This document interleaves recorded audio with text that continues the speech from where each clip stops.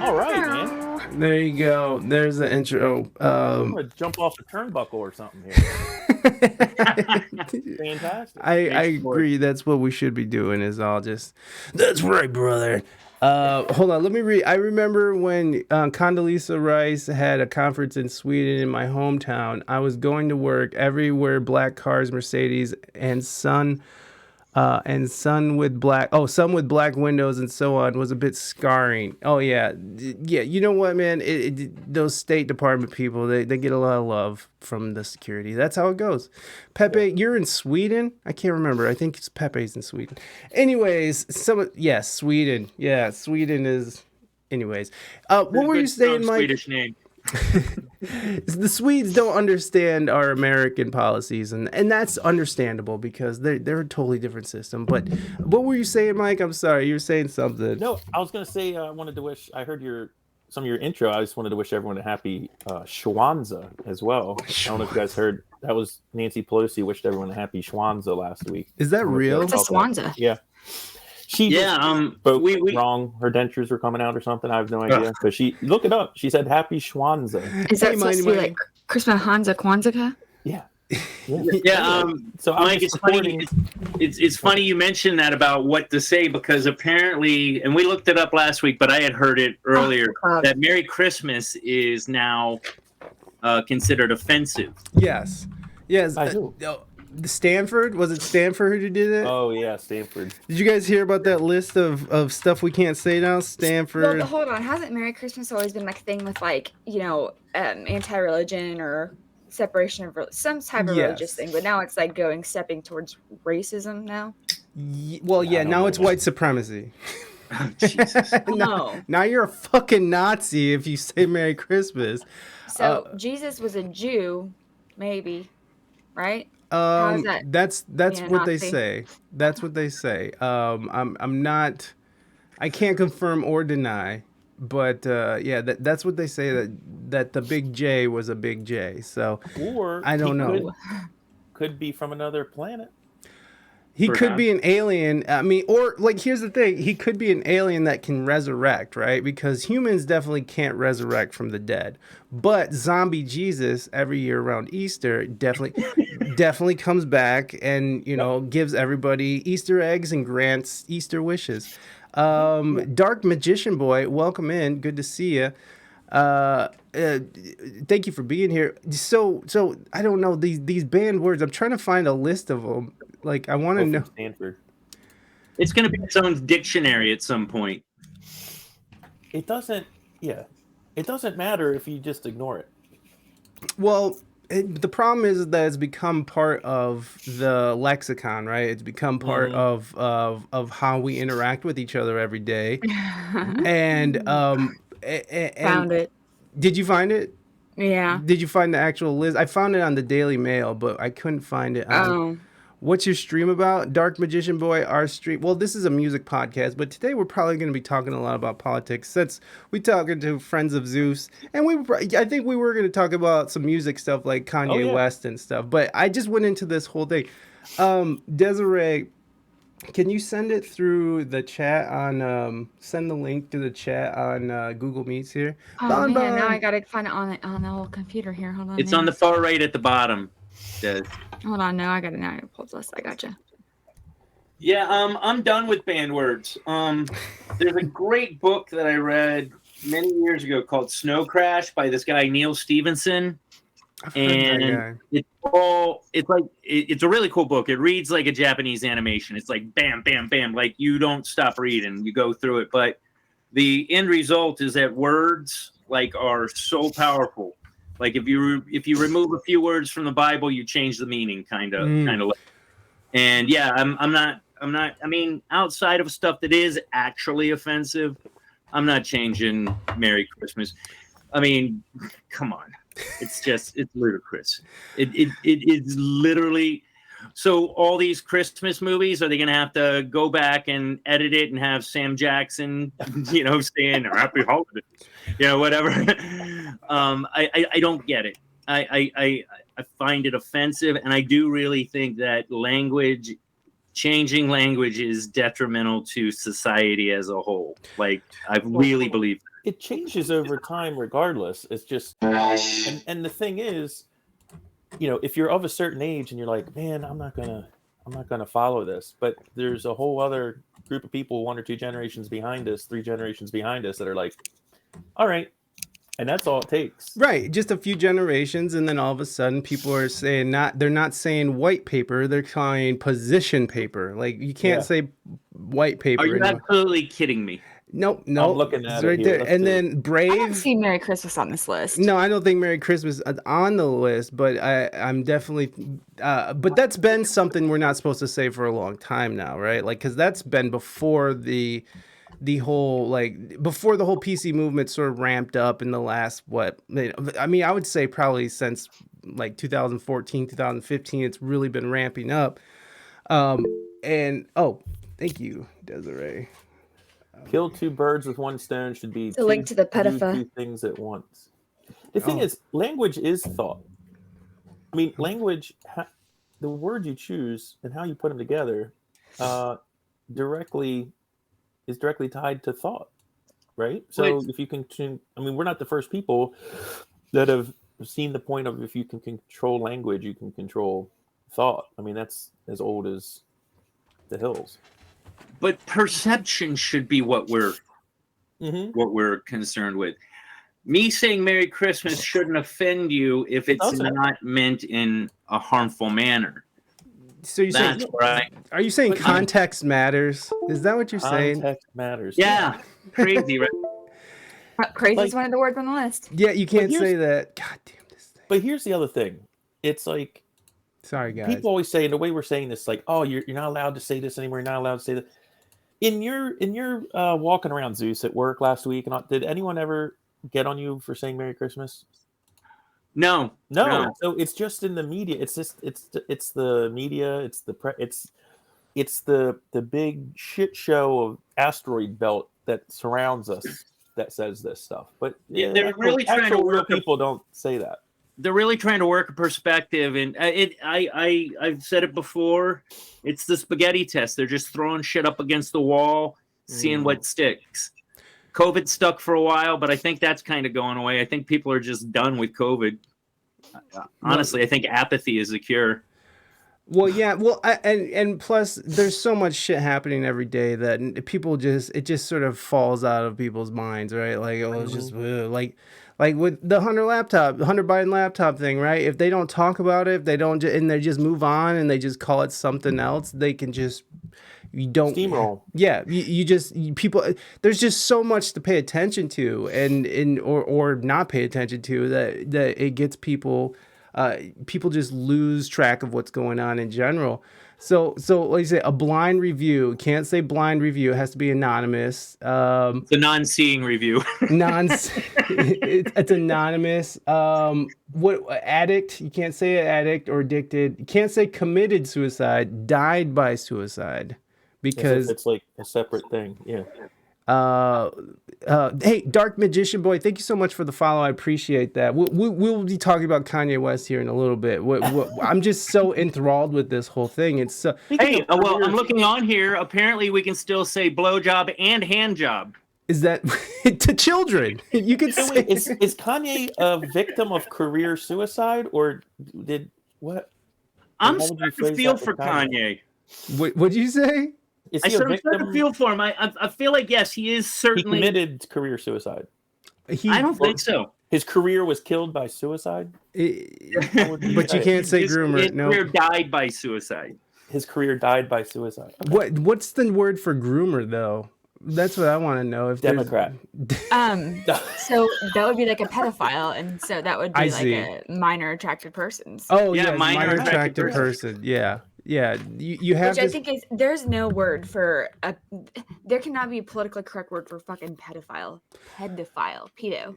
Yeah, no. It is a really like why.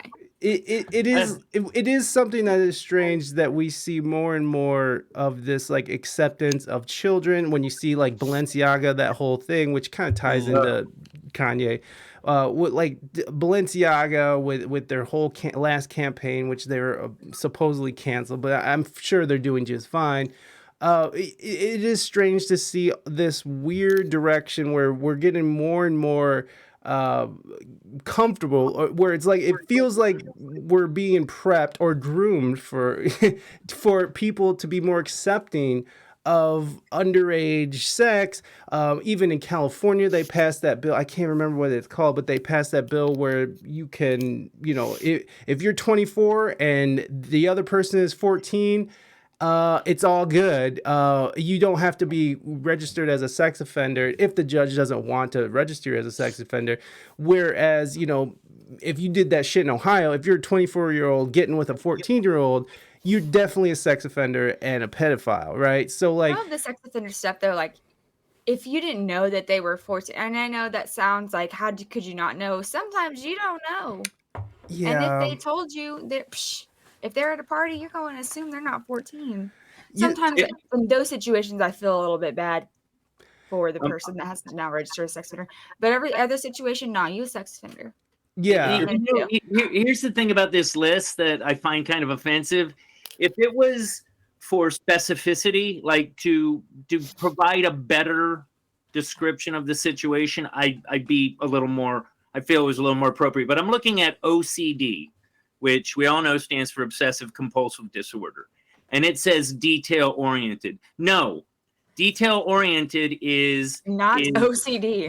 No, it's not. OCD is going like this 3 times every time you walk out the door. I think the point of that one is to not call people OCD if they're just, Hey, guess what? They're not going to be paying attention anyway. They're going to be too busy turning the key 3 times to pay attention to what we have to say. This list is really offensive. Paraplegic means what it means. Yeah. It's not person with a spinal cord injury.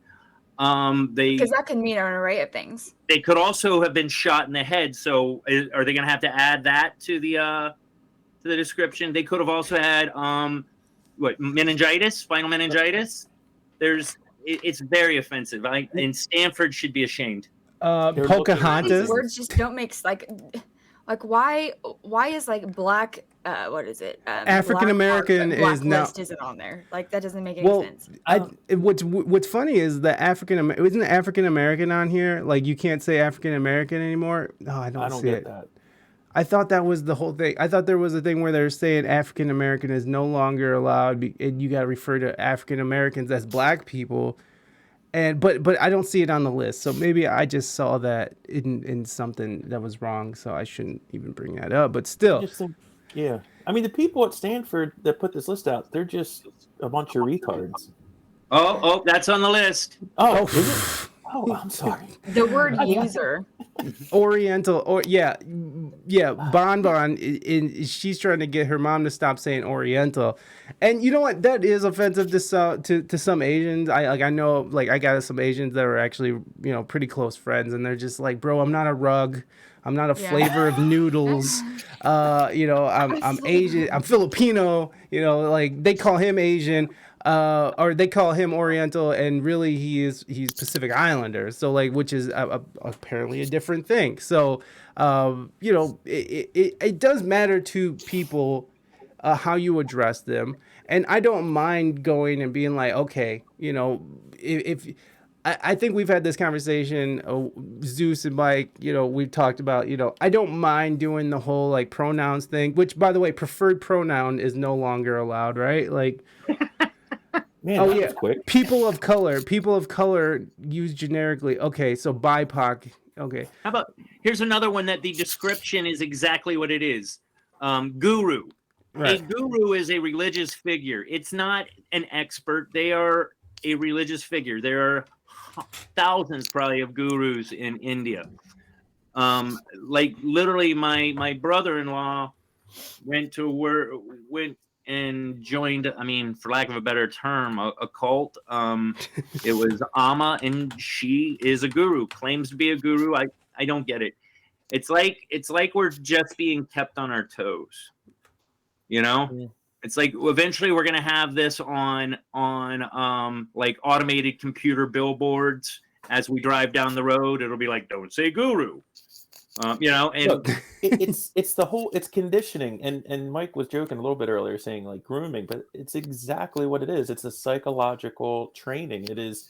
Look, it doesn't even matter what the words are. If the big bullhorn comes out and says, Michael, you have to stop saying this word, I'm like, okay. The only thing that's going to change in the future is what that word is, and it's going to start being things like liberty and you know, I don't know, private ownership. Patriotism, you can't like say this don't say anymore. you're a patriotic because Once- that's white supremacist somehow, you know, like stuff like Once that. the mechanism is trusted and embraced, then the software part of it can change very quickly, you know, and like what they're asking you not to say. And you know, back to the Christmas thing, like, okay, so you had Black Peter. You've heard I want to say it's Swedish or Norwegian, but Pepe, what's up with Black Peter? That dude was straight up. He was throwing babies in bags and beating the bag with a stick. Like Santa is like jolly. You leave him a cookie, he brings you presents. I don't know what the basis is, but it's just very anti-American. And I will admit, you know, Christmas is definitely a commercial holiday. You know, I don't think we really were buying all kinds of presents until like the 50s. That's when it kind of kicked in. And you know, Santa came off of a Coke can, so you can't get much more commercial than that. But it's crazy that Merry Christmas of all the barbaric cults and sects, sects, and religions out there that have straight up harsh consequences for very strange reasons. Christmas is like I still think kind of one of the happy ones, and they're trying to destroy it. I don't know. I've never in my life run into someone where I said Merry Christmas and they were offended. I did run into someone the other day at work. I did say Merry Christmas and they retorted with Happy Holidays. And it made me wonder. I was like, I wonder if they don't do the whole thing. Maybe they're Jewish. Well, here's the thing too. Maybe she's black. Maybe this is just. I understand that, but I like maybe she was Kwanzaa. I don't know. I'm not. But still, I wasn't. I don't know if she was just being, you know, doing the politically correct thing, or if she didn't celebrate it. I didn't think too much into it because obviously, like, I don't give a shit. But it made me stop and think, like, I wonder what's going on with that. But of course, we're all starting to become programmed to say these things and to sort of fall in line with these ideologies and ideas because we don't want to be labeled as terrible bigots who hate people, because I don't think anyone here hates anyone. You know, I mean, I don't know in particular. I don't think anybody hates anybody because of their religion or the color of their skin. You know, like that's ridiculous, right? I mean, you can hate people for being terrible people, of course, but it's just, but we don't want to be labeled as someone who's awful and who hates and who's a bigot and stuff. So we are sort of falling in line with these new words and stuff, which is just a progression of culture and society. You know, we used to say, you know, the N slur all the time to refer to black folks, and now that's unacceptable. And we all can agree that that's a pretty hurtful word to people, and especially coming from someone of lighter skin pigment. You know, that we all know that that's not appropriate. Well, I was going to say, I've been listening a lot to your show lately. Oh God! Just because I'm riveted by the Kanye stuff. I like I said, I'm finding him more and more likable. He is batshit, but I feel like he's being taken advantage of, like by that personal trainer or whatever. Oh yeah. But like even on listening to your show, when I hear you go pew pew or unalived, it makes me crazy. Now that's not a judgment on you, but I know what you're doing. You're coloring inside the lines, and I get that. Right. Well, that's for TikTok. I do that for TikTok because they're very strict on what you can and cannot say, and which I hate. I hate that very much. I think it's like and that's another thing that's sort of feeding this culture is like TikTok culture and social media culture, where people are starting to use these words that aren't even allowed, which you would use in almost everyday talking, but now we can't, because we do use social media as a way of communication, and it's something that a lot of people communicate almost primarily on social media. So it's changing the way we even talk, even like words like died, unalived, or pew pew for shooting a gun or something. Even those words that we don't really censor ourselves about in outside of social media, we're starting to change our language, and which is kind of weird. And imagine how ludicrous it was. Like, you remember the scene in Lethal Weapon where he's like, "Yeah, I got a bullet right here. You don't think I want to pew pew myself in the face every day?" You know what I mean? It would sound ridiculous, but maybe that's where we're going. We're gonna be like, yeah, this guy walked in the house and pew pewed the shit out of his whole family. I'm just saying it's like the whole thing with like trigger warnings and all that. It is pew pew warnings. Modification of behavior. It has nothing to do with the words themselves. It's like back when we actually when the Congress would actually like argue about bills before they voted on them, which is quaint. We don't do that anymore. We just vote.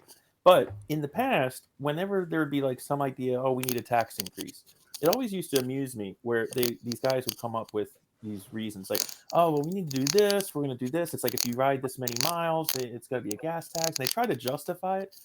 None of it matters. They just want more of your money, and they have to find something that's been tested, that's palpable, that people will accept and say like, okay, well, that makes sense to me. I need roads, right? So I'm going to pay more taxes. What's the same thing with this language stuff? It's not about the word. And this is just me talking my own opinion. And I've talked about this before. It's like, I just don't believe people are offended. Like, I mean, who are these people that are so offended? I've been actually offended maybe once in my life. I'll say twice just to be safe. Who gets offended? I mean, I will, if someone says something that I think is stupid, I'm like, man, that's a stupid person. I'm not like, oh my God, I'm offended. Like, I mean, I don't even know what that means. Seriously. I mean, if there's a power differential and someone's being offensive towards you and it's affecting your pocketbook and that's a whole other thing. But when someone just like hears a word or say Merry Christmas and they're offended, I'm like, sucks to be you, man. I mean, whatever. Well, I mean, I just don't buy into it. There's a currency in it, though. There's a social currency in how offended and how oppressed you are, right? Like, correct. So now there's an incentive, right? And so like now this person can go on their Facebook or Instagram and be like, this fucking white cracker came up to me and said fucking Merry Christmas, and he doesn't know shit about me because I'm fucking, I'm from India and we don't celebrate Christmas. What a piece of shit. Schwanza. He smells like Schwanza, and now he has a bunch of people who are love bombing them and being like, oh my God, I'm so sorry for you. You shouldn't have, fucking kill Whitey, whatever it is. It's like they get this social status from being the most oppressed, and again, there is some validity to this whole situation. I think there is validity to people being offended, because there are people out there who do say horrible things that no one should have to be objected to.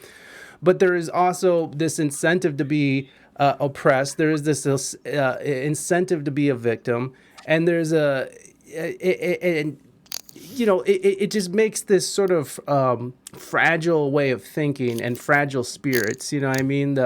What is Dave Chappelle calls them brittle spirits. He's like, because the world is not nerfed, and even though we are attempting to, or whoever, the powers that be see this, and I see it more as a control thing, but it's like we are sort of nerfing the world, but it's never going to be how you want it, how they want it to be. It's never going to be that utopia where everyone gets along, no one says anything that is offensive, and everybody agrees on everything.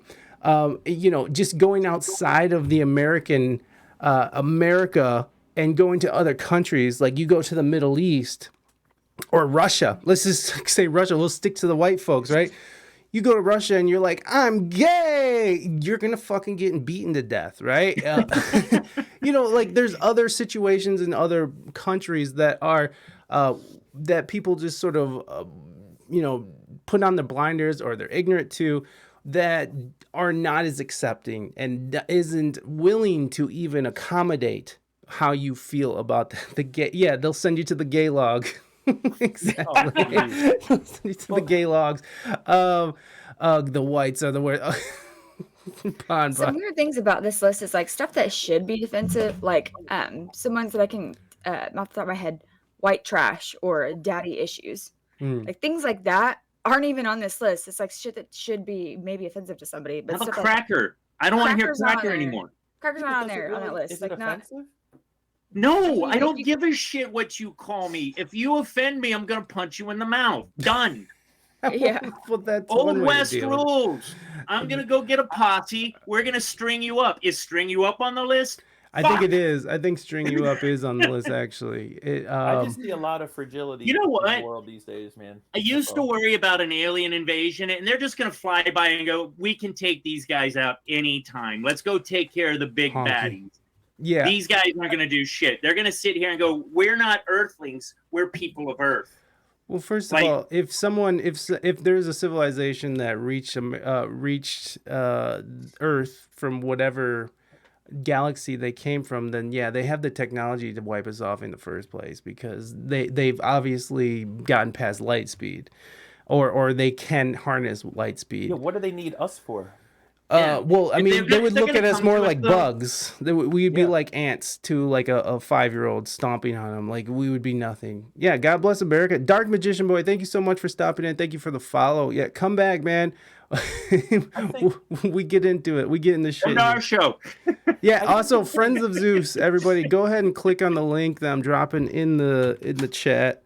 One thing, Yeah, you know, before I mean, Mike- honestly, if we're pragmatic about things, aliens come to Earth. If they've traversed that great distance, I can only think that we're not trying to leave the planet to conquer other planets. We want to leave the planet to inhabit other worlds, to do, I mean, I would think, based on what we've heard, that we have altruistic means for, or the end, the result that we're looking for is to spread our race. I don't think it's bent in a destructive manner, and I don't think that if aliens were to come to us, probably that they would be here to destroy us. If anything, they give us technology. Some say they have already. Like Yeah.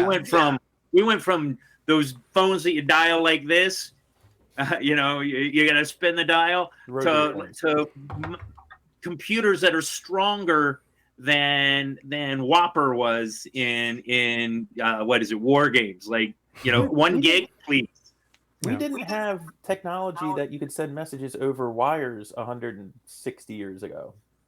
That's a short amount of time. I mean, that's just the telegraph, and we're already where we're at. So wait, I will Yeah. say, are you from what saying Mike- that we do have aliens? Then is that where no, this I'm going? just saying technology. I mean, I don't know. I mean, there's certainly evidence of certain technological breakthroughs being, you know, either It not was a given massive to us, shift but from like based- the 50s to the 70s.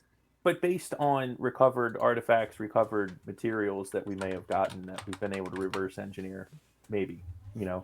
But Mike's point about the social, what do you call it? The social credit? No, the The oppression. currency. Social currency. social currency. So the thing is, with the I'm advent broke. of the interwebs and all that stuff and social media, it used to be like if you grew up in a town like Toledo or Baltimore or wherever, Wichita, Yeah. DC, yeah, if you grew up in one of these places, and most of the people that you talk to on a weekly basis, like 99% of the people you spoke to were from your town because you went to school with them, they lived down the street, you skateboarded with them, you played in a band with them, whatever. You get on the phone once in a while. They used to have a thing called long distance calls, very discouraged in my house, you know, but once in a while you talk to someone, and TV was passive. It would come in from the outside. That's how Hollywood became this like ideal thing, or what, you know, this idealized thing. Now I can get on, and there's people listening to us that are probably in another country or whatever. I mean, it's like you talk to people from all over the world all the time, and things that may be offensive or culturally normal in one place aren't going to be in somewhere else. It's like if you're from Baltimore and you're talking about, man, the Ravens are great, and every bar you go to and every school, you're like, man, the Ravens are, oh, they're the best team ever. Now you're on the internet, you're talking to all these knuckleheads from Pittsburgh and like all these other places that think their team's good. And you're like, no, they're not. And then you start arguing with them. And then some people are like, what the hell's football? And then they Or pull out the whatever. guns and everybody's pew-pewing everybody. Crazy.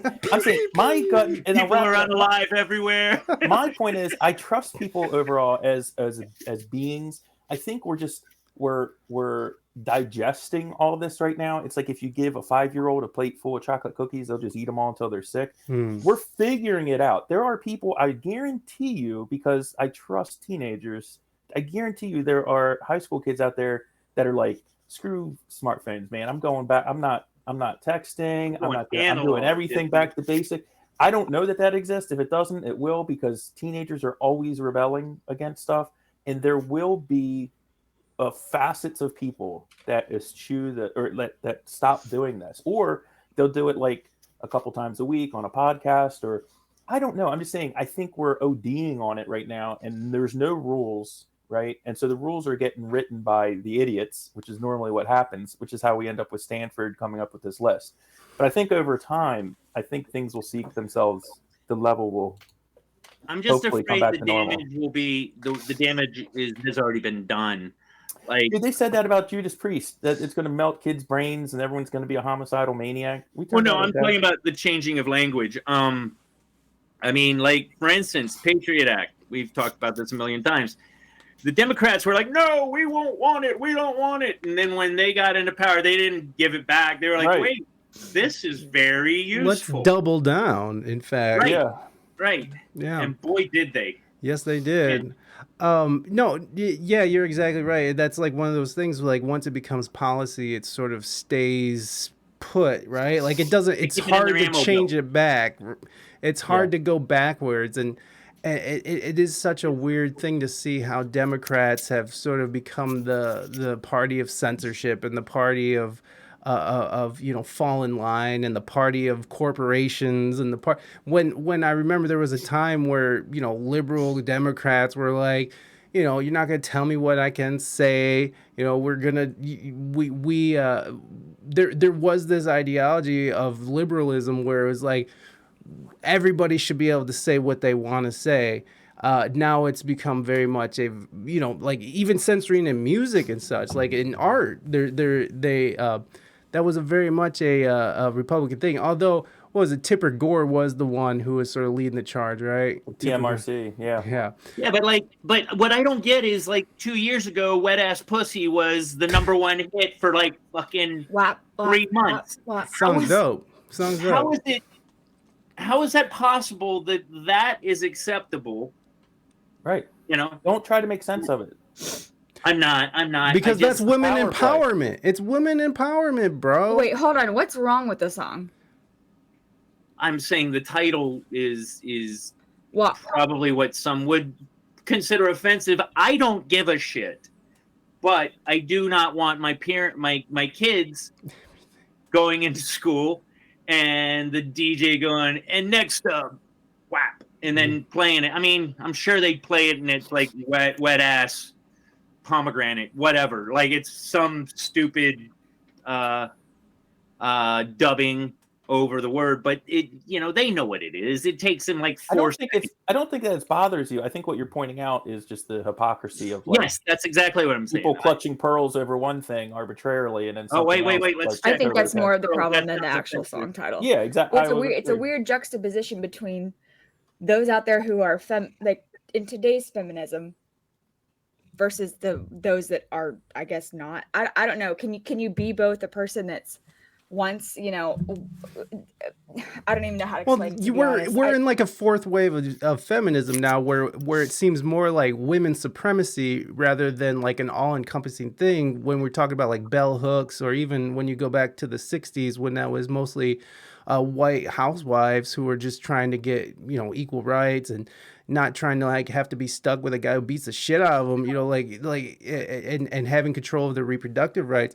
But we're in this sort of fourth generation or fourth wave feminism, where now it's like women's supremacy and this idea that women don't need men, and I get that too, right? Like you make your own money, boss bitch, wet ass pussy, I'll fuck whoever I want.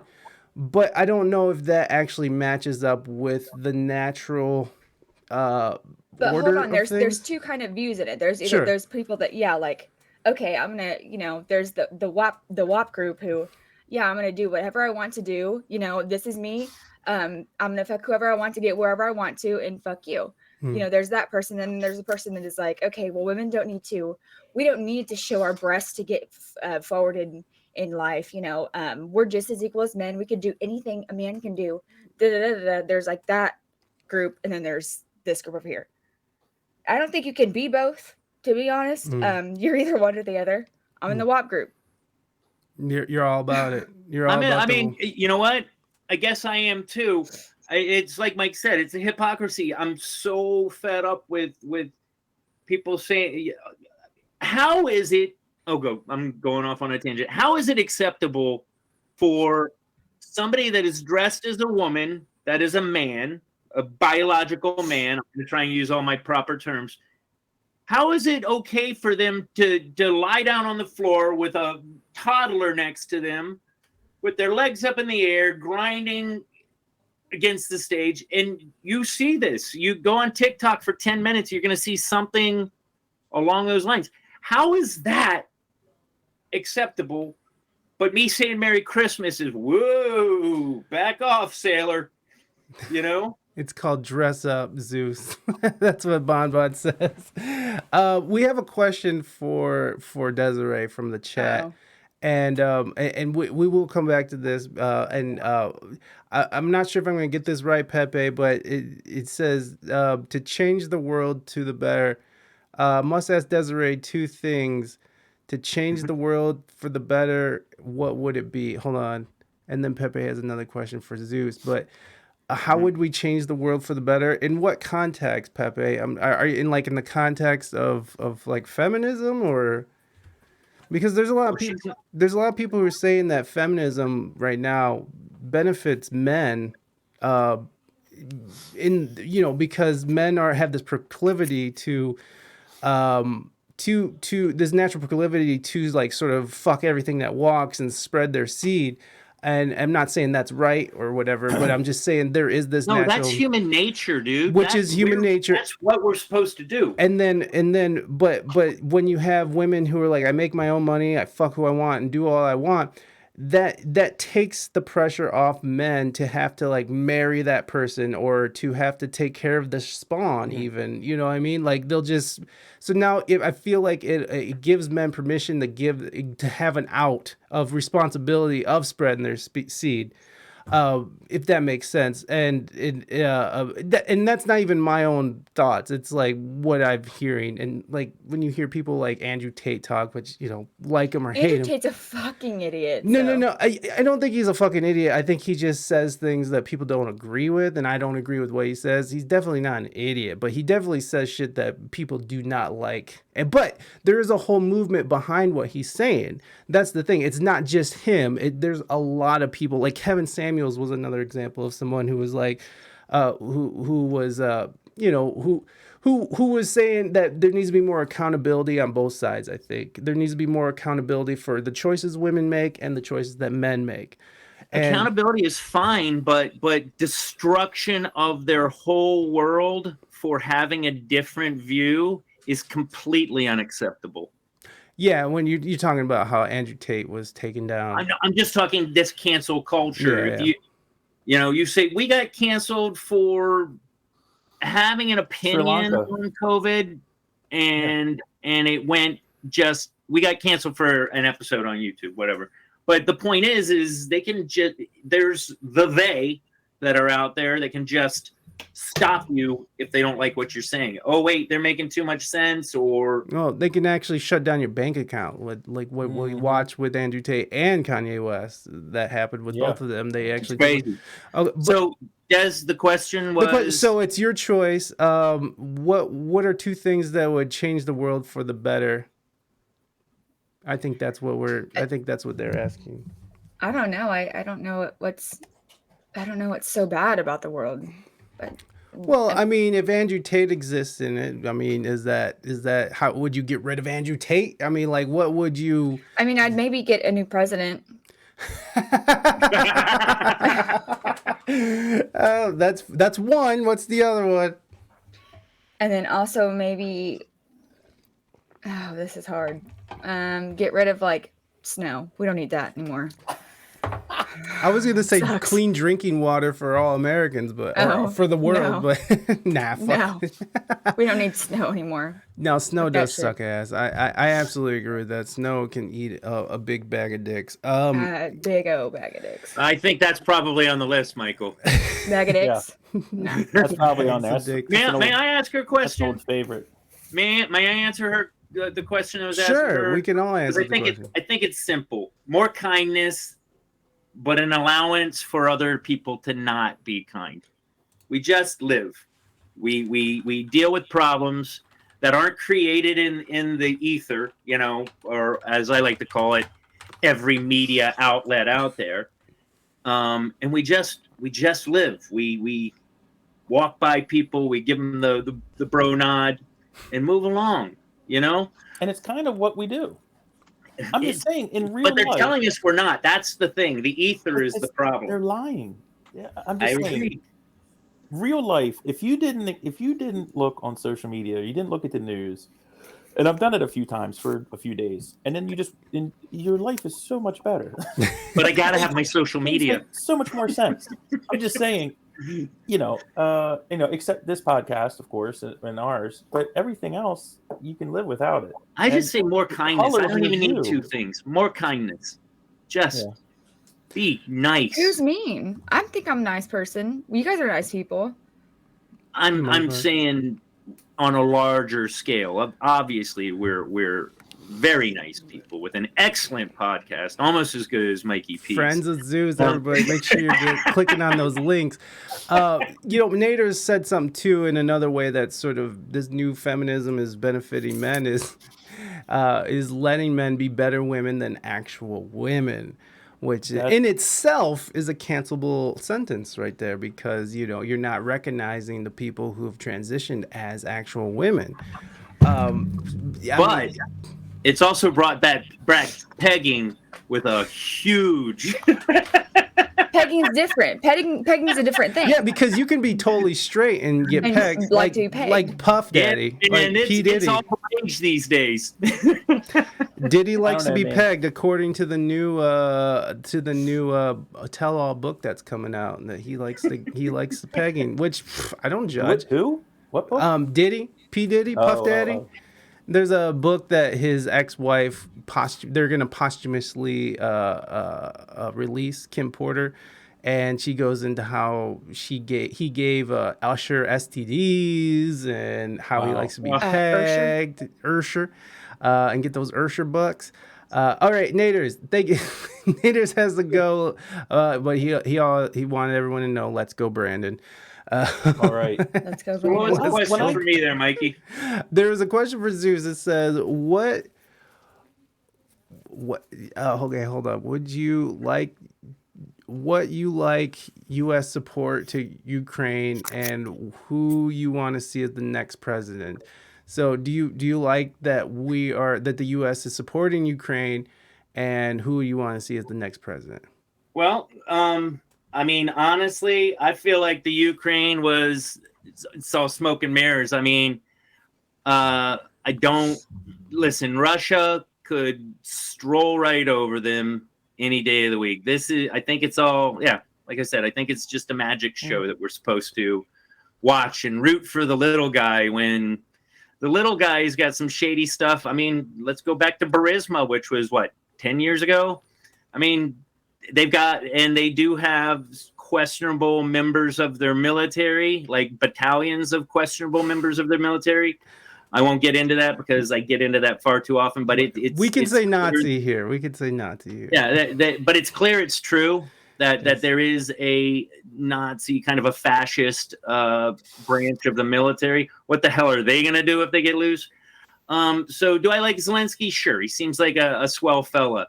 But it's turned in. If we see him on the cover of GQ next week, I'm not going to be surprised. It's much more of a social media kind of people making money somewhere here or there. I don't like it.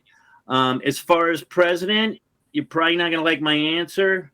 I go if it's Republican, I'm probably going to go DeSantis, but I still like the hell out of Andrew Yang. I know he's not super popular with everybody, but I like that he's like a social engineer. I like that's part of his credo. I like that he's trying to give back to the people, kind of in a Trumpish way, you know.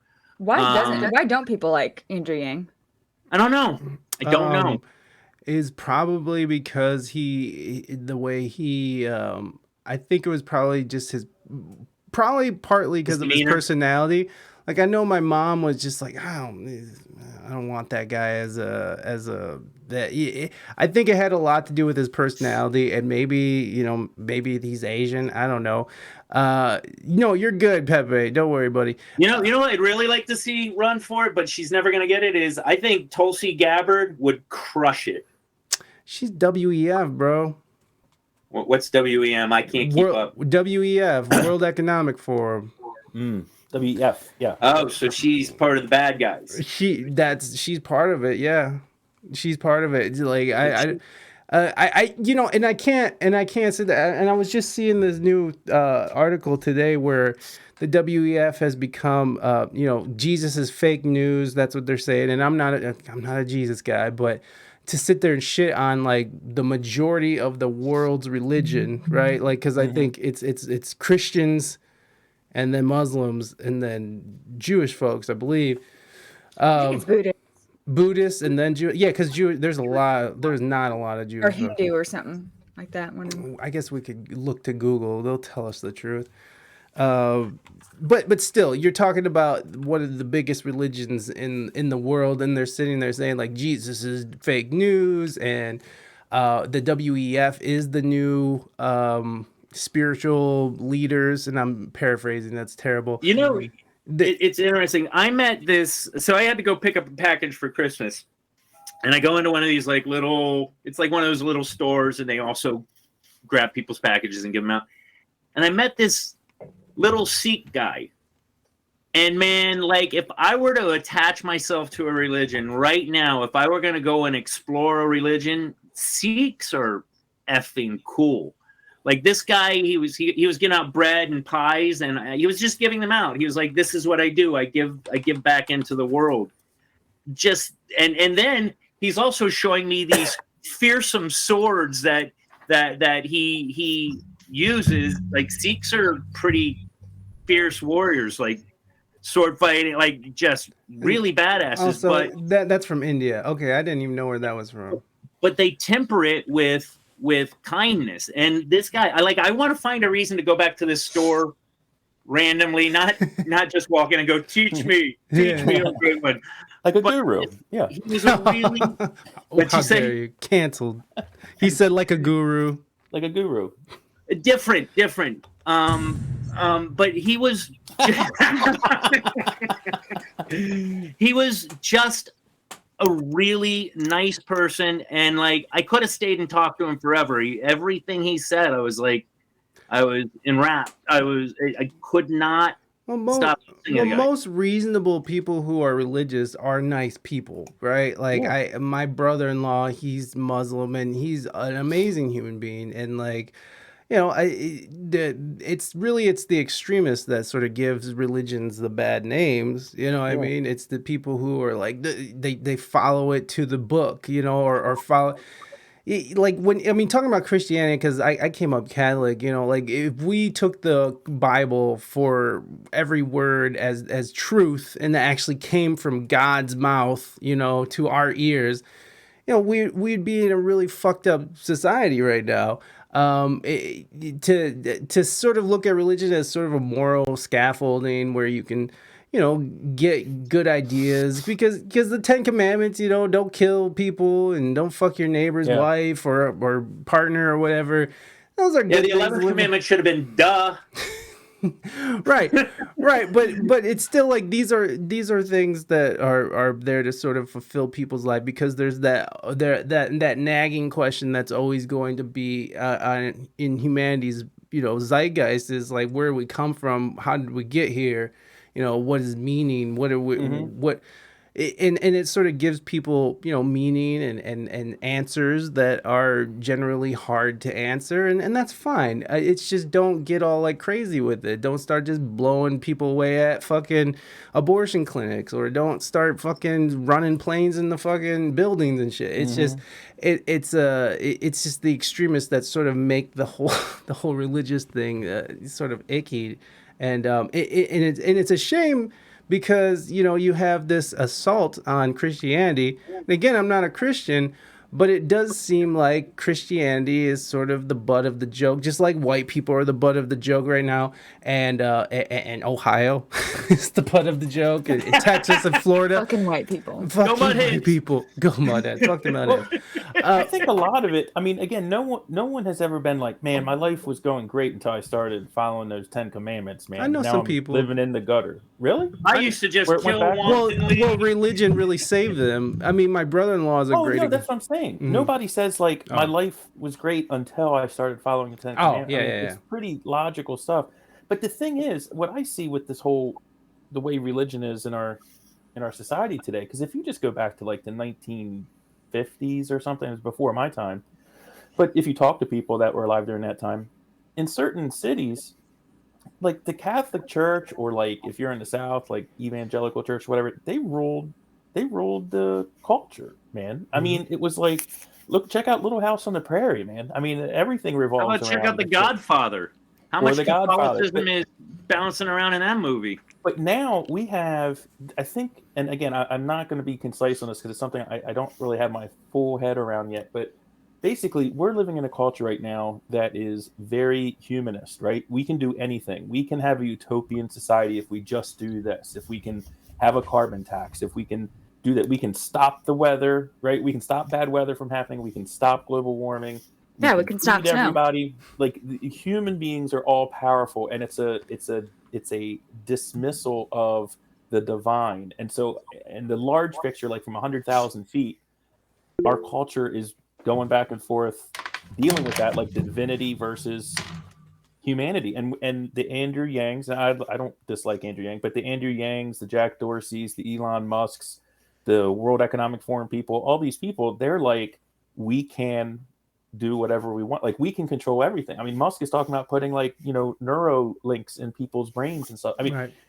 I'm saying there is a larger, that's the religious, you know, Versus science kind of thing. versus science war. And it's been going on for centuries, but right now, again, just like our media and our culture speeds everything up, it's sped up. So a lot of times Christians are looked at as rubes, because it's like, man, I got my iPhone, I got my Tesla. Like, what are you doing? I'm going to like genetically have a baby one day that I just make up I don't even need a man anymore. Like everyone is not everyone, but our culture is very much trying to reject the divine. The downside of that is if you look back in history, when that has been successful, when that's happened, that vacuum is normally filled by very, very bad people that end up Take advantage of taking society down into a toilet bowl, Right. and that's the downside. Right. Yeah. And what do we glom onto instead? You know, we glom onto being woke, or we glom onto veganism, or we glom onto whatever it is that sort of gives us this moral scaffolding that we're sort of missing outside of religion. And it can be dangerous. And again, this has come from someone who, like, for a long time rejected Catholicism and Christianity and just thought it was the worst thing ever too. But as I get older, I'm just like, it's not terrible. These people aren't bad people because they believe a certain thing that I don't necessarily believe in. It's like, for the most part, again, these are great, decent people who just, you know, like to believe in fairy tales, and that's fine. Or some of them are just bad people that aren't following the rules that they are purporting that we should follow. Right. And that is offensive. So we can talk religion from Muslim or Christian standpoint. Religion was all for the rich people, you know, a couple hundred years ago, until philosophy was brought into it. So the rich people were educated. They could deal with the religion on a level that was, you know, more heady. But to deliver it to the people, you had to throw in philosophy. So that's where we get St. Augustine or St. Aquinas in Christian or Catholicism, really. And then you got Ibn Rushdi, or he also went by Al-Farabi in Muslim. But both of these religions, they had huge upswings once philosophy was introduced, and it was more digestible to the little people, us, basically. But I've always thought that every religion that we've got, Buddhism, Christianity, all of them, they all have the same rules, for the most part. They all have kill your enemy at some point. Even though they might, gloss over the kill part, but they all have acceptance, and then they all have unacceptance. They all have a guy that went off into the nether and came back with supernatural powers, not unlike Luke Skywalker. Zombie Jesus. I think honestly, I do believe in God. That's pretty much where I leave it. That's me. What I do is between he and I. If I don't do it well enough, well, I haven't heard from him, so I'm guessing I'm doing okay. He hasn't felt that I have enough of an impact on the world to have a conversation with me. But I think a one world religion might not be such a bad idea, but I don't think that'll ever happen. That's a bad idea, I think. Well, I don't know if it's a bad idea. I think it's not going to happen. I mean, the thing is, look, religion, it's not like it doesn't exist in a vacuum. The reason why it's a thing is because people, at some point in their life look up in the sky and they see the stars and they're like, what am I here for? Like, what is this all about? Like, that's well, you make it sound more like a survival mechanism than an actual realistic. Human beings have questions, is what I'm saying. Is we're not like a cat that just eats food out of a bowl and like whatever. I mean, we have the ability to intellectualize things and think outside the box. I think people who in a knee-jerk way dismiss religion are really doing them or selling themselves short, even if you're not interested in practicing. Yeah, just follow the rules. Well, what I'm saying is, this is the combined, like, I'm going to use the word wisdom without it being judgmental. This is a combined thought and wisdom passed down for thousands of years. Pick your religion, right? So to be so arrogant to be like, no, I'm just going to watch TikTok and screw the Quran. Like, I don't need the Quran or whatever is just to me. Can you isolate that, by the way, Mike? I'm saying I see that as being like petulant. I see people like that as being petulant. Like, you're so arrogant that you can't even learn something from this. Like, right. I mean, it's like saying, I'm going to live my life, but I don't want to deal with math. Yeah, but in my argument to that, and I am quasi-religious, but my argument to that is you're talking every religion also just poo-poos on science. But it's all in balance. But you can still study it. I'm not saying you have to practice it, but I'm saying it would be a wise thing, even if you're born Catholic. Look into Judaism. Look into what it is to be Hindu. These are going back thousands of years. These have survived for a reason. And usually when ideas survive over time and millennia, it's because there's usually a kernel in it that people keep saying on their deathbed, oh, I'm going to die tomorrow, Sonny, but I read this book and it was true, or whatever, or whatever. But this stuff gets passed down for a reason, and I think you ignore it at your own peril. Not saying that doesn't address what I said. What did you say? What? I said that every religion poo-poos on science, and okay, but you have science. You can still read about it and still believe in science. I don't think they all poo-poo on science. Yeah, and didn't religion, like I think Christianity and like even Muslims or Islam, they create the whole math thing? Didn't they create the idea of numbers? Like, I thought that was Islam. I don't know. I would think that was the Greek or discovered. The Mayans. Yeah, or Mayans. They did. Look at the written record. Our earliest writings that we have, right? Some of the oldest are written by monks and scholars that are within cloistered light. There are people that live cloistered lives. I mean, you look in like a lot of religions, the whole idea of having a priest, and it's not even the word priest, but having like a monk or whatever that goes off into the hill in the little house with some other monks, and he just thinks about like existence, and he thinks about like universe and our place in it and divinity and all that, and then they come down to the village and they talk to people about it. It's because everyone else is busy farming and slaughtering cows and making clothes. Like they don't have time. And that's why people would give things to monks. If they'd come into town, they would be given food, they'd be given money and things like that, because the town felt it was worth it to have a certain number of people in that community contemplate this stuff, right? It was that important. Like, we're going to send these 10 guys out, and then they're going to report back to us once in a while and kind of. But it could also be because they were kind and did no harm. And kind and did what I'm saying. Society has found this to be an asset. If you look in different cultures throughout time, there have been like these cloistered and these groups of people that were quote unquote the religious, and they tend to be protected. They tend to be taken care of by the larger society in general, either through donations or whatever. I'm saying that's a curious thing to me. I mean, obviously I'm talking we as human beings, just as humans, we definitely find value in this somehow. I mean, it's been proven. I mean, we've done it a million times. So I think when you get to like the TV evangelist and the organized, Rome and the Pope, I think that's when people start, and mullahs and all these people that say that they speak for the divinity. I think that's where things start going off the rails pretty severely. Desiree, what's your thoughts on religion? Here's the thought: who does the Temple Mount belong to? That's all I got to know. Oh, jeez. What'd you say? The Temple Mount. What is that? That is in Jerusalem. That's I think it's the Jews. They are the native people. You think it's the Jews? I don't. I thought that too, but I don't. It might be the Palestinians. Who knows? They weren't there. They're not the native people. But I don't know. That's a whole other podcast. Oh my God! We're if we start giving land to people that have different thoughts every time, which it's starting to look like we very well may do that. It's just good.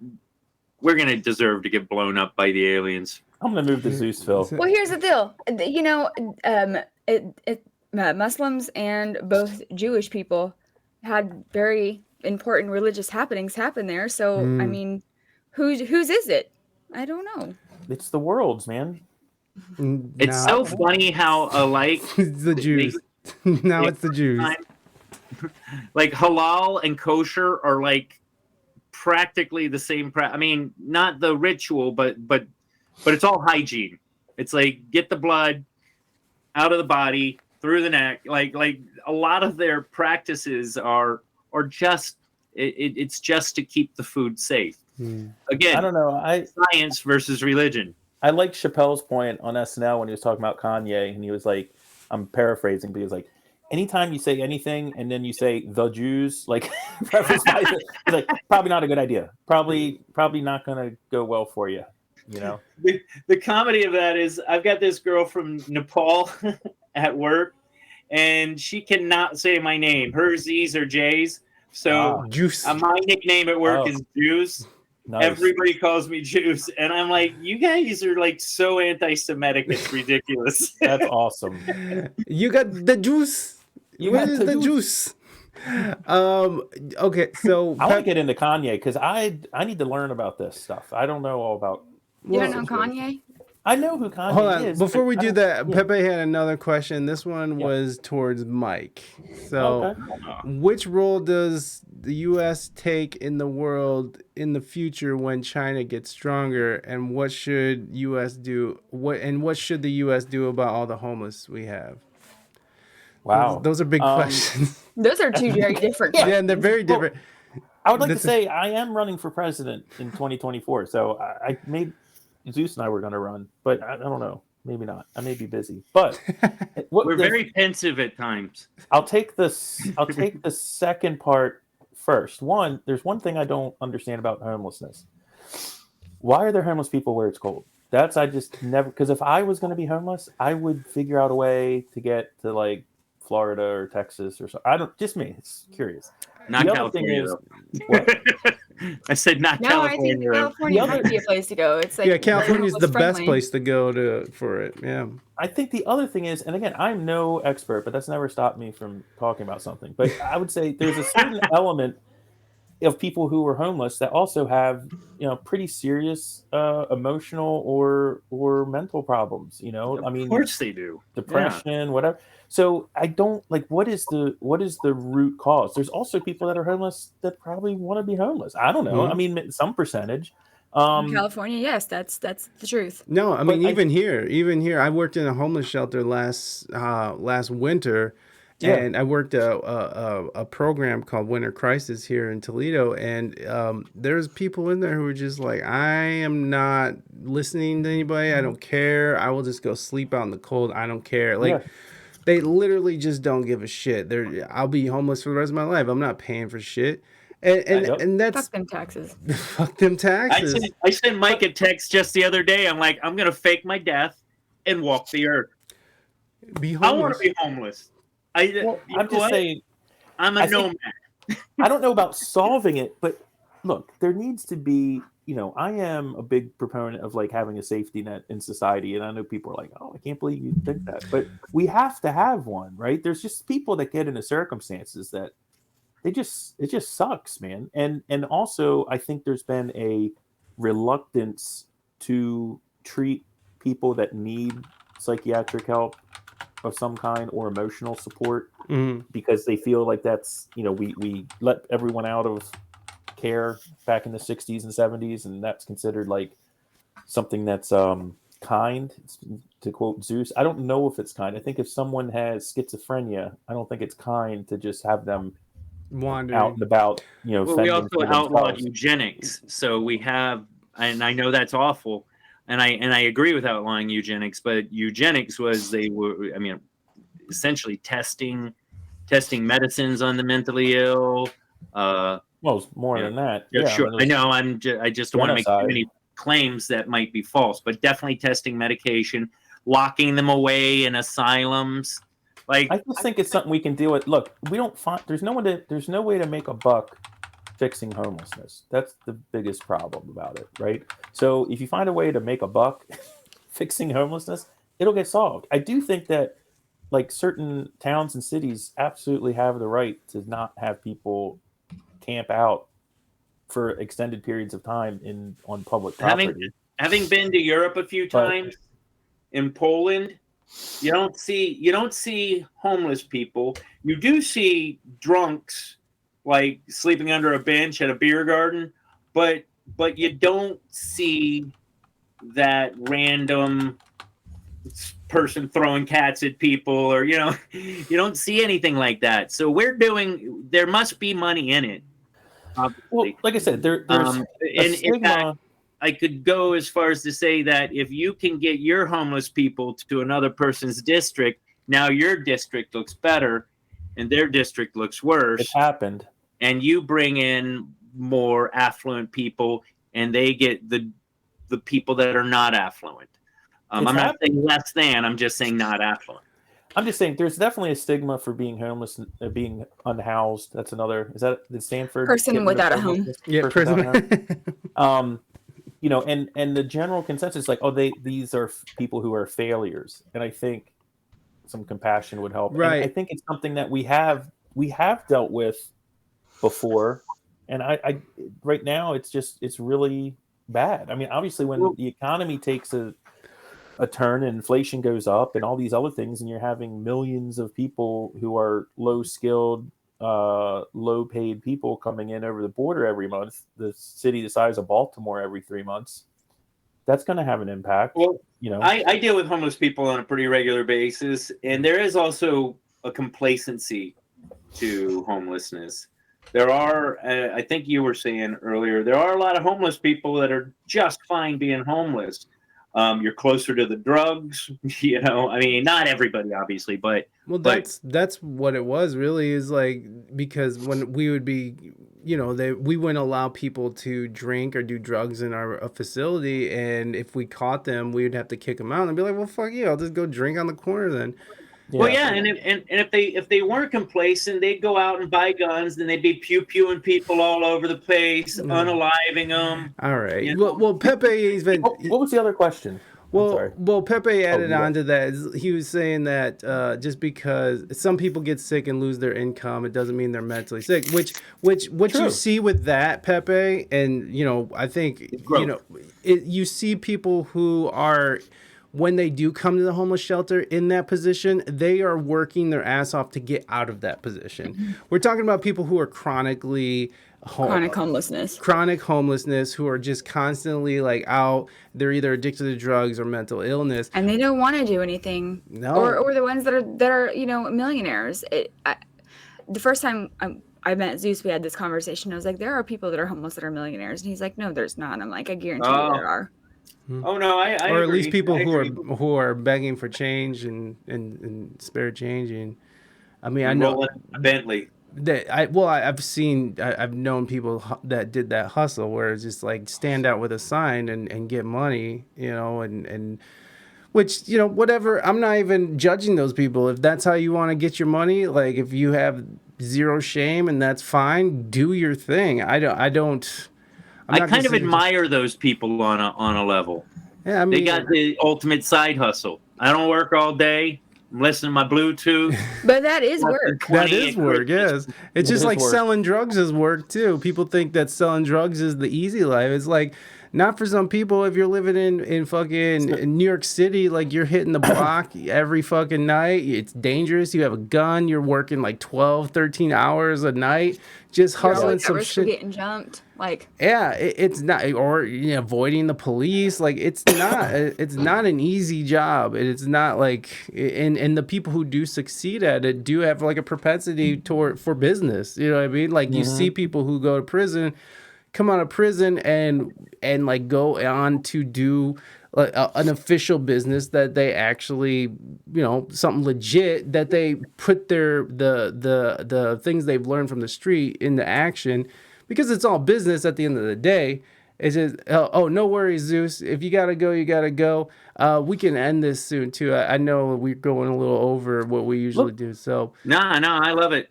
Check out Stringer Bell from The Wire, man. I don't know if you guys saw The Wire. Idris Elba. Love that guy. Yeah, man. I mean, he was exactly what Mike's just talking about. As far as like he ended up being like he didn't end up being a businessman, but he was all into the business side of it, Yeah. Very shrewd. Well, and he's really the one that was making money out of it. It's the person that supplies. He's paying his dealers, an ample amount of money for their particular social status, but he's the one that's taking in bank. He's got so much money, he's throwing bricks of $100 bills, out the window because he's got 400 bricks of $100 bills in some U-Haul or a U-Store or U-Lock kind of place, just making bank all the time. At the end of it, it's even in the drug world, really the people that make money are the elite in the drug world. Pablo Escobar, those types of guys. Everybody else is just a cog, a cog in the machine. Yeah, expendable. Zeus, if you gotta go ahead and take off, man. No, I'm good for now. I'm just trying to dodge the wife bullet. No, it's all good, brother. We got so the other part of that question is which role does the U.S. take in the world when China becomes the world power? Yeah, like so the and I don't know if that's an inevitable thing. China's got a lot of issues, and I mean, certainly they are definitely on the cusp of becoming that. They're a huge economic force. They have the largest military on the planet. There's a lot of questions about exactly how tested they are. I'm not talking about as a people. I'm talking about as a modern military. Right. It's not like they've really been thoroughly vetted. I mean, they're fighting with sticks in the Himalayas against the Indian army, so who knows? I don't want to fight them with sticks because they're really good at it. But anyway, my point is, I think having the U.S. as a superpower and remaining so, if I'm looking at it as an American, like from our own self-preservation, it's incredibly important. Like it's very important because here's the thing: it's you can't look at like, do we want to be a superpower or not? There are going to be superpowers, right? There's going to be countries that have more sway and more influence in the world than other ones. And do I want to belong to the country that is number one? Yes, 100%. I don't see how anyone. I mean, unless it was like something like if Costa Rica could become a world power, I'd be all for it, and I'd probably move to Costa Rica. But I don't. Look, at the end of the day, and not to get too much into it, but which country is best? Blah blah blah.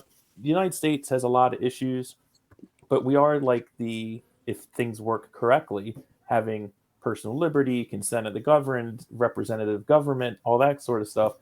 When it works, it's fantastic. And I would rather have the world power being that than being run by like some Chechen warlord or Putin or Trudeau up in Canada, who's like, I don't even know what that dude's deal is. So the U.S. is proven itself to be fairly stable over time as far as, carrying on being like the world superpower. So I don't have a problem with it. And I do see China is definitely on the rise, but China also has some major Achilles heels as well. So, I mean, humans don't like to be controlled, and you can oppress people and get away with it for a long time. But eventually the pendulum swings back the other ways, and that's when guillotines come out and stuff like that. Oh, so and you I don't. Hey, bring back the guillotine. Yeah, public Maybe we need it. executions, public executions for all. Maybe that's the answer to solving crime. It might be. But, well, and you're seeing exactly what you're saying when you have these crazy the crazy COVID lockdowns that China was trying to do. It was like zero. We can't have any of them. And then you have people at Foxconn like, no, fuck you, we're not dealing with it. And then you had like a whole countrywide protest, which, funny enough, fell right out of the news. I don't hear about that anymore. I guess the protests are over. I don't know. Yeah, everything's good over there now. Yeah, everything's fine. We got our iPhone 14 Pro Max for Christmas, and that's all that mattered. Yeah, actually, the new feature on iPhones, if you pop them open... Is that the new iPhone 14 Max? This is a 13. Oh, well, yeah, but if you pop it open, and I did that, there's like there's sometimes little notes in there to say like, please help me, please, and things like that. Send food. Please send food. Yes. Please send food. Something other than cornstarch eggs. No, the whole cornstarch eggs. Ew. Yeah, no, they have fake eggs over there where you can buy fake eggs, which is... Oh, we have fake eggs too. Yeah, we do. That's the other thing, man. America has sort of sold itself to the highest bidder, and that's what worries me about it, is how much that we've lent ourselves to, I mean, everything from our food. We just put poison in it. The way that we let money govern, our people, and it's just become sort of like this auction, and it goes off to the highest bidder, and to me, that's the most worrisome part, and I think that's probably what's going to do us in, because it's almost in the best interest. If you're looking at these businesses as a conglomerate, right, like these big conglomerates that are worldwide, that are in direct communication, and they are intertwined with each other, like BlackRock, right? BlackRock's a great example of this huge investment firm that sort of has its feet in these irons in every fire. The biggest, actually. Yeah, exactly. And I almost see it as like, acquisitions. It's like, well, if we bring down America's economy and sort of let China take over now, that's going to benefit us, and that's going to make us the most money, because these big companies are what's truly running these politicians, at least here. Now in China, I know it's different, because the government and corporation is sort of one, as far as I understand it, which I don't understand a whole lot about it, but still, as much as I can understand about it, is that, the government is much more much more in charge of making the decisions that these big conglomerates make. Now, it's in China's best interest, if they're heavy investors in companies that are huge investors here in America, for them to become the world power. That's how I could sort of see it sort of transferring over to them, because when you look at what's happening in Saudi Arabia right now, and how they just rolled out the purple carpet for Xi Jinping, and they're trying to replace the petrodollar, which to my understanding is what actually gives America's dollar its its power besides it being used as the international currency of trade. But without that petrodollar status, that could mean something devastating for our economy. Now, China has a big economy problem right now too, with all the buildings that they're building where they're not finishing them, or like no one's buying property, and that was like part of how people had status out there. So I know that they have their own thing going. But yeah, I could sort of see it as, America is just part of the next acquisition, and where if we do bottom out the dollar, that's going to make someone else very rich, or a very select few people very rich, and why wouldn't they want that? Why wouldn't they want more power and wealth transfer? So I could see it as like a business move where we lose our status as a world power, and I do fear that that's probably what's going to happen. And I don't want it to happen because I have kids. I think we all have kids. So we don't want that. We don't want it. I enjoyed being an American as a kid, and it's so weird. And plus, when you look at how we socially sort of training people is to sort of turn against America, because like patriotism now is looked at as, Stanford doesn't like that. Yeah, it's white supremacy. So like you have your own people who are calling for their own country to be sort of destroyed and to be rebuilt into this utopian, nonsense. It just seems like that's the direction we're going, just by how we're sort of being divided, how we're sort of being trained to say what we can say and what we can't say, because we're just sort of like, and I've heard some people talk about how cancel culture is sort of the step before, the people just disappearing and people dying and being okay with it, because you have people online who are sort of that person should be murdered, like that, why kill that person? And we're just one step away from that sort of happening. Which, Mike, like 10 years ago, that would have been shocking. I mean, people calling for other people to get murdered. I mean, I've seen it. I mean, that would have been like, what? And now it's like, wait a minute, do I need to take that seriously? I mean, there's a big weakness. China's biggest weakness is that it is a top-down, centralized command control system amongst everything. They don't have, it's not like, man, what's the best idea for this new thing we're doing? It's like, no, the party's going to tell you what the best idea is for the new thing. And those cultures, things don't end well for those cultures, and they don't tend to last millennia, I mean, just over brute force. In the end, populations win. In the very end. Now, it may be at the very, very end when things are really bad, but strong men and top down and governments like that, they usually end up getting destroyed by their population eventually. And so that's China's biggest weakness. And it's also our biggest weakness right now, which is kind of anathema to the way the United States was founded and what our culture is as far as like individualism and things like that. We're experiencing this incredible push, this top down through technology, through our government, of like try to have this centralized command and control, like Washington can decide what's going on in Idaho or something. I mean, and people are like, yeah, that's totally reasonable. It's very unreasonable.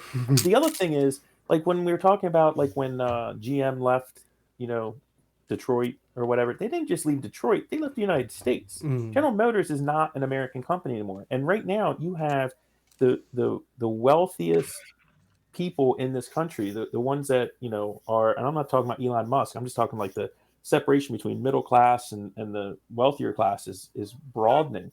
Well, those people are through their investments, through where they choose to live, how they choose to live, they are losing their Americanism as well. They're becoming citizens of the world in their own minds.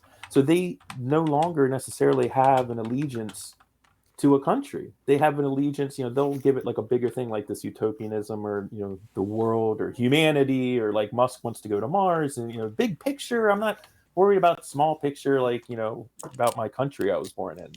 So we're losing those people. These people are getting wealthy and they're not feeling and allegiance. I mean, the amount of patriotism in the country is the lowest it's been in my lifetime.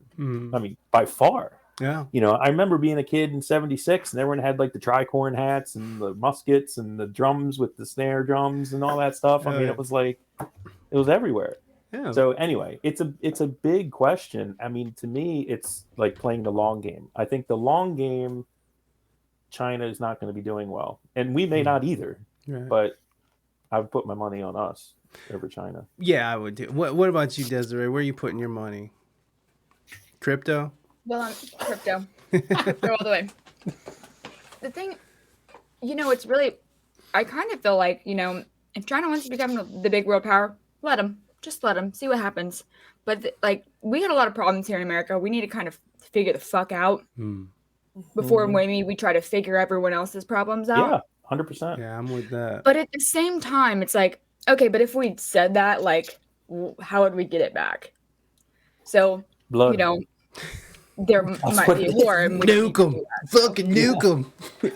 Like, okay, well, you've had it for long enough. We'll take that back now. Well, I see what you're saying too, because you know the way China, I mean, governs their people and the way that they it's not sustainable. I don't think. I mean, of course, I mean we've just seen how people are pushing back. I mean, people push back, but they've been governing their people this way for a long time. The whole time they've been a country, you know. No, not really. No, I mean, really? what we're seeing right now started in the '50s. Yeah. What we're seeing now with what was it, like the Cultural Revolution, with communism, Mao's China, all that shit. But I do like that idea though, like where we become more of a self-sufficient country instead of being so dependent. And like I was sort of having a side chat with Pepe in here about how, you know, we're dependent on China, and it really was highlighted during the pandemic when we couldn't get masks and we couldn't get medications and we couldn't get cotton. We still can't get that shit. It was amazing. Yeah, and you know, with the idea of Taiwan, where so much of the world is dependent on Taiwan and their components, and like we need to kind of go back and make America great again, in the sense that we do need to become a country where we can, if we need fucking masks, we can make our own, and if we need cotton, I mean, my God, this country was built with cotton, and you know other things that were involved with that, but still, it like we are we were a country that were sort of like built itself up, and then to sort of go and do all these like regime change wars and these proxy wars where we're just sort of serving corporate interests. Lockheed Martin is doing great right now, you know, like and these are the people who are funding our politicians on both sides. So it really is something where we need to, where I think it would really be beneficial if we sort of made it where money was out of the politics, which is a very, you know, I know that's a very thrown around phrase, but we have to, but I do see that as like, get the money out of politics, become a more self-sufficient country, and let the things sort of play out as they may. But, you know, like to sit here and say that we're fighting for democracy in Ukraine, I don't know if that's what we're fighting for, because that's not what Ukraine was, or, you know, even before this whole situation. So, and we've seen it before when you know, we were fighting anti-terrorism, or we were fighting terrorism. Well, that's not really what we were fighting for. So, right. What are we fighting for? You know what this sounds like? This sounds like, what was that president that we had before this guy? Trump, 45th. Trump. Yep. It kind of sounds like that, Mike. I mean, as far as like inner, you know, a little more inner focus and letting NATO take care of Europe, and anyway, just a comment. Yeah, no, and well, you're laughing about, like, you kind of giggled when you're like, "Make America great again," but honestly, like, what is so great about being an American? For me, I mean, go ahead. Right. I don't want to sound like I'm anti-American, but really, what's the greatest thing for you about being an American? I love the art culture and the fact that we can say what we feel about people in charge without being hauled off to prison and sent to the gulag. You know, Well, you can do that in Europe. You can do that in London. yeah, but London's culture different. might be better. Art culture might be better. yeah, but then someone got arrested for silently praying outside of an abortion clinic. Like that's insane to me. The people right now in London and in the UK are getting arrested or getting the police called on them for stuff that they put online that's, you know, here in America is like every day for us. You know what I mean? So like, is it great over there? Like they're quickly eroding personal freedoms. And we are here too. You know, I'm not trying to say that we're some bastion of freedom right now, because we're definitely, I mean, those Twitter dumps are revealing a lot about how our country feels about freedom of speech, at least the ones that are in charge right now.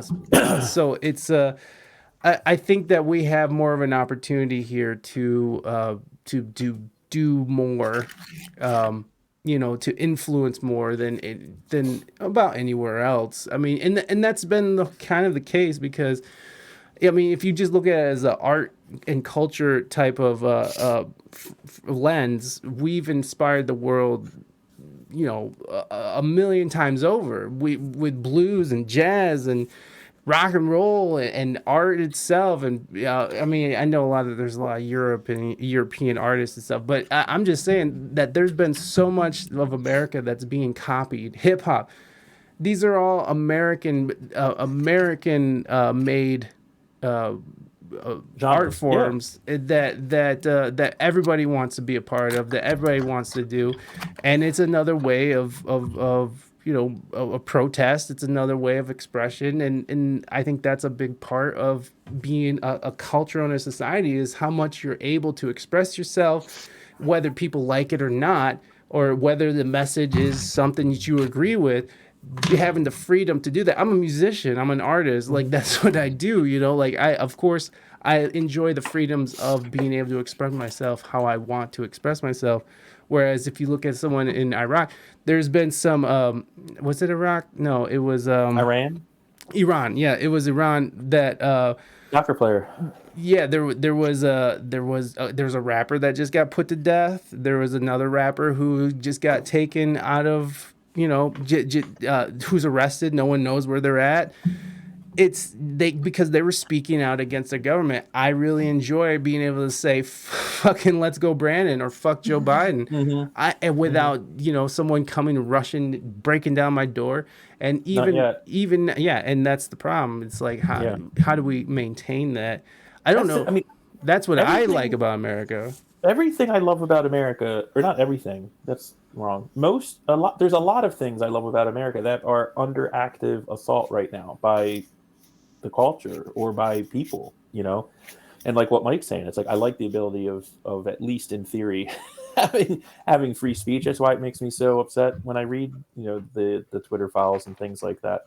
I mean, you know, we talk about it a lot, but you know, the United States, for all the people that hate on the United States, and a lot of them are here in the United States, the United States as a country is the most diverse. I mean, all the things that are supposed to be fantastic, right? We're easily the most diverse culturally in the world. I mean, we came from everywhere to here.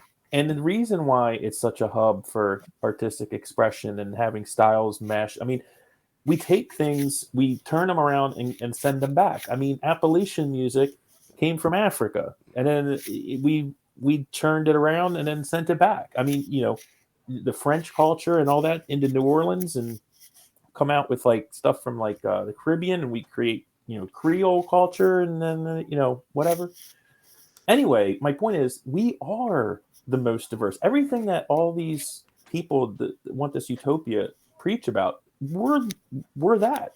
We're the most, at least from what I can see. We're you know, I mean, you don't get a lot of diversity in Iran. You don't get a ton of diversity in Saudi Arabia. You get a lot of diversity in Qatar, where it's like, what, 5% of the population are Qatari, and the rest of them are from other countries. Well, yeah, I was just from when they had the football or the soccer thing there recently. Anyway, yeah. Sorry. Pepe says we all remember the Cuba crisis. Well, yeah, and then of course there's America that likes to go out and make money and say that they're causing democracy. Oh, You know, yeah. they're trying to spread democracy, and I think that's more of the corporate interest that takes hold there, that runs our government. There, what was it? What? Because Pepe's trying to. I mean, like even with this whole Gulf Stream pipeline, we positioned ourselves so now we are supplying Europe with oil, or at least the way by destroying the Gulf Stream pipeline, which a lot of these people and I have a couple of people from Germany here who definitely don't like America in that sense, where it's like. They're suffering now with their energy crisis. And I was just watching this TikTok video the other day where people in Europe are have to ration their energy. Yeah, man. Meanwhile, we have people just putting up Christmas lights and fucking running their dishwasher. Space heaters outside. Yeah, You like remember- just the whole thing. We're over here just living it up while other people in supposed first world countries are like having to ration their energy, and a lot could be said that it could be our fault. But did you're saying people in Germany that are upset that they're having energy crisis issues this winter? Yes, because they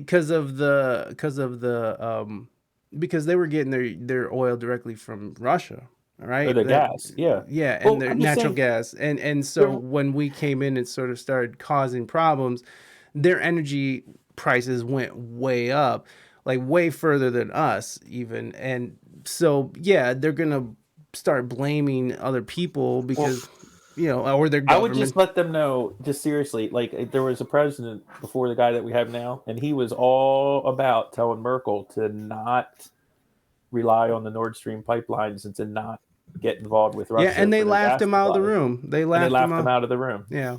And that's true. Like, yeah, we told you so, Europe. We told you so. Anyway, I'm just saying there's a lot of reasons. I mean, This message brought to you by Donald Trump for president. I would say there's a lot of reasons. Brought to you for by things, Pfizer. Fuck by Pfizer. Pay me. Fuck you. Pay me.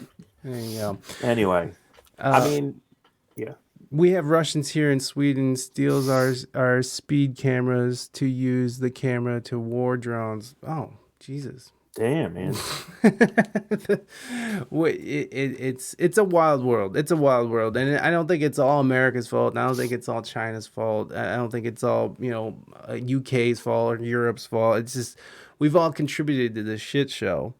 And I mean, I would say there's aspects of America that I'm not proud of at all, and that's something that's held tight since I was a very young man. I mean, since the fucking second Gulf War, or the Iraq War, when we were just marching into Iraq and Afghanistan to spread democracy, but it was really an oil war, which is all coming out now. And that's something that, if you've paid attention, that people have been saying this whole time. So I've definitely been someone who's been a proud American, but like I'm proud of the idea of what America is, and I'm not very proud of what we're doing as our government is sort of marching us into this weird fucked up place. I don't know. Man. What do you think is good about being an American, Deseree? I don't know anymore. When I was younger, I was like, oh, we live in this country that everyone wants to be in. Like something must be great about it. We can say what we want, do what we want. That's great. And then I traveled the world and I realized that everyone's laughing at us and no one fucking cares about coming here. No one wants to come here except for those in Mexico and Central South America. Yeah, there's a lot of people that still want to come here. Not really. Not really. Okay.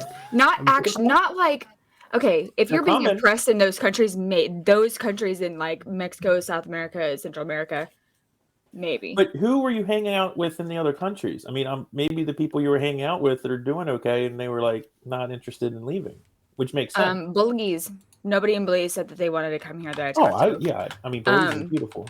Belize is disgusting. Most of it. It is. A lot of it is. And the only beautiful part that you see is one very small part. Gotcha. Well, that's the small part I would go to. Yeah. So, and that's a very poor country. It's very third world. Yeah. So, I mean, and those people they love police. They love being in their country, Yeah. you know? Yeah, but I think I think there is still an idealism that other people, especially in oppressed countries, that see America as like, you know, I want to go somewhere where I can be fat because where they're at, they're hungry. Like I'd known you know, an African priest that came here because he wanted to be fat. He's like, I want to go to America so I can be fat. You know, like cause where he was at, he was starving. His family was starving. He was watching the people around him starve to death or die from dysentery because they couldn't drink clean water. And they see that Americans are just like dumping water down the drain. They use water for sewage, you know, like it's a and there's something to be said about our incessant waste, which is gross on its own behalf, but I enjoy the accommodations that we've been able to provide our citizens here. Like I enjoy flushing my shit away. You know, I enjoy being able to drink water out of the tap and not, you know, die of dysentery, and being able to afford the drug that gets rid of dysentery because that's, I mean, for some people they can't afford their medications here, but there's a lot to work on here. I definitely agree that. But I would also say, like, does having clean drinking water in Toledo keep someone in Ghana from having clean drinking water? I'm just saying it doesn't. I mean, well, no. What I'm saying is it's not a zero-sum game. I think, you know, the lesson to learn from first world, whatever you want to call it, countries is figure out how to do that. And then you always have people that are like, well, you know, you're 5% of the world's population, you're using 30% of the resources or whatever. This stuff can get figured out. There's always inefficiencies, right? But I don't think the answer is that everyone goes and lives in teepees. I don't think that's helping. I don't think, you know, pooping in a Home Depot bucket in my backyard is going to help out, you know, global citizenry. But anyway, that's just me. I think figuring out how to get them to be able to do that is a big help. And there's a lot of organizations and a lot of groups that do that. They come up with ways to have portable water filtration systems and teaching people how to do stuff. I mean, you know, there's people out there, a lot of them don't know some of this technology. I mean, plumbing, indoor plumbing is probably the biggest influence on all of our lives, and we just take it for granted, you know? It allows us to live in dense populations. It allows for so much. If we didn't have it, there wouldn't be as many people if we didn't have indoor plumbing. Well, and when I say that, I don't want to make it seem like I don't enjoy the luxuries that being an American provides me. I do. I very much do, you know, and that I didn't see any things in other countries that were, you know, I would hate to live every day doing. But, you know, it's just we have been made to believe that everybody wants to be us, and we are envied by literally everyone in the world, and we're not. Well, it just kind of put a lot of things in perspective to me. But for example, in Egypt, you had to bring your own toilet paper if you wanted to use a public bathroom. Damn. I didn't know this rule. BYO. So DP. I had to wipe with like some kind of wrapper I had in my purse. Yeah. Because I didn't know the rule. There's a reason we shake hands with the right hand. I think it was like a gum wrapper. I had a couple of, I don't know. Like, I didn't know this rule. Hey, but you made it work because it's that American Cantuism that got you through it. So there it is. Tried a little bit. All right, guys. We're gonna wrap up. Is there anything you guys want to leave? Any final thoughts or anything you would like to leave with us and our international audience here? Yeah, I would say thanks for fuck Kanye. Kanye. Thanks for having us on. We have our 100th episode next Tuesday, I think. So that's a big milestone. January 3rd. Mm-hmm. That's a big milestone for us. But yeah, Mike. I mean, it's nice seeing you again. I love having you on our show, and I love being on your show. I'd love to. I don't know. We'll talk about. I know you do a lot of music stuff, and I definitely would like to talk about that sometime in the future. But yeah, I think it just. I mean, the thing about this show is that it just goes wherever it goes. I don't that's mind cool. having things, at topics and stuff that people want to talk about, but really it's just, we're go just everywhere. chatting, Everybody, make sure that you are clicking on the link in go to their YouTube channel, Friends of Zeus Podcast. They're about to hit their 100th episode. Go subscribe to their YouTube. Go listen to them on Spotify. Desiree, is there anything else that you want to add to all this? No, hey, I'm just here for the chat and enjoying it. So. And those rad glasses. Those are they're awesome. I felt left out because I didn't have glasses or sunglasses on, so I figured I'd even it out and get some sunglasses. Well, These are my everyday sunglasses, y'all. This is not a novelty. This is what I wear every day to block the sun. So I believe it. Gotta block the sun. All right. Well, I appreciate y'all, and I will talk to y'all soon. And have a wonderful rest of your day. Everybody, put your hands together for today's guest, Mike, Deseree, and Zeus, a Friend of Zeus podcast. Thank you, guys. I'll talk to you soon.